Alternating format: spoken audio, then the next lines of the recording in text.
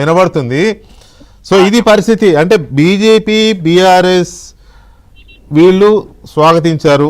BRS మరీ డైరెక్ట్గా కాకపోయినా ఎవరికైనా స్వేచ్ఛ ఉంటుంది అనేది ఒక పాయింట్. విన్నారు కదా, నేను చదివాను, మళ్ళీ ఎందుకులే కానీ టైము తక్కువ ఉంటుంది.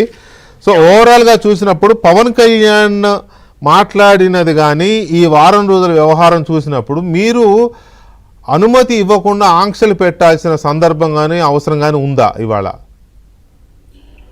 ఇప్పుడు సరే, నేను కార్లో ఉన్నందుకు ఆబ్జెక్షన్ చెప్తున్నావు కానీ ఇలా మా చిన్ను గాని బర్త్డే ఎటు పోతున్నాం, ఇలా పొలిటికల్గా ఇంత ప్రయారిటీ ఉంది కాబట్టి నీ లైవ్ను కాదనలేక నేను నిన్ను గౌరవించి ఏబిఎన్ గౌరవించి వచ్చిన మిత్రమా. తర్వాత పవన్ కళ్యాణ్ గారు రాజకీయాలు ఎక్కడైనా చేసుకోవచ్చు, ఎవ్వరు కూడా దాన్ని ఆక్షేపించరు. ఎందుకంటే భారత రాజ్యాంగము ఇక్కడ మాత్రమే మీరు రాజకీయాలు చేసుకోవాలి, ఇక్కడనే మీరు ఉండాలని చెప్పడానికి ఎవరిని నిర్దేశించదు. భారత పౌరులు ఎవరికైనా సరే భారతదేశంలో ఎక్కడైనా రాజకీయాలు చేసుకోవచ్చు. కానీ ఇక్కడ కండిషన్స్ ఎందుకు వచ్చినాయి అంటే వాళ్ళిద్దరూ, ఒక వర్గం ఏమో పవన్ కళ్యాణ్ గారి మీద వ్యతిరేకంగా మాట్లాడుతుంది, పవన్ కళ్యాణ్ గారి అభిమానులు కానీ ఇక్కడ పార్టీ నాయకులు కానీ వాళ్ళ మీద విరుచుకపడుతున్నారు.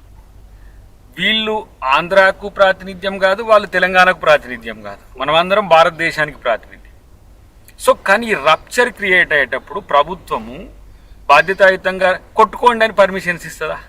మీరు అటు ఉండండి, మీరు ఇటు ఉండండి. సరే, నేనంటే వీళ్ళు ఇంటెన్షన్తో ఇచ్చిన, మరి హైకోర్టు వారి దగ్గర ఎన్నిసార్లు ఎంతమంది పర్మిషన్స్ తెచ్చుకొని మీటింగ్లు పెట్టుకోలేదు?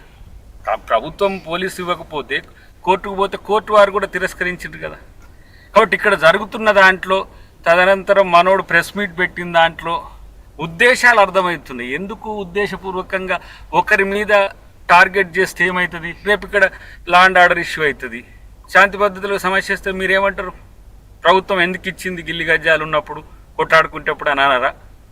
కాబట్టి ఈ పరిస్థితిని అర్థం చేసుకుంటే పవన్ కళ్యాణ్ గారు ఎవరు? ఆ రాష్ట్ర ఉప ముఖ్యమంత్రి.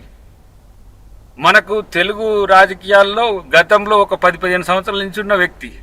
బాధ్యతాయుతంగా ఉంటాడు, ఉండాలి, ఉన్నాడు అనుకుందాం. కానీ ఈ రప్చర్ క్రియేట్ చేయడానికి కారణం ఏంటి?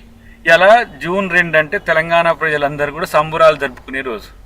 అమరవీరులను యాద్ చేసుకుంటాం, బాధపడతాం, తెలంగాణ వచ్చినందుకు సంతోషపడతాం. కానీ ఇవాళ ఇక్కడ ఏమైంది? రాజకీయ రచ్చ అయింది. దీనికి కారణం నేను పవన్ కళ్యాణ్ అంటలే, బీజేపీ పెడుతున్న చిచ్చు ఇది. బీజేపీ సరిపోయింది, మంగళం మీద పడిందని. మరి ఎందుకు సర్ది చేసినప్పుడు వచ్చిన మోదీ ఇక్కడికి వచ్చి అమరవీరుల కాడికి పోయిండా మోదీ ఎప్పుడన్నా?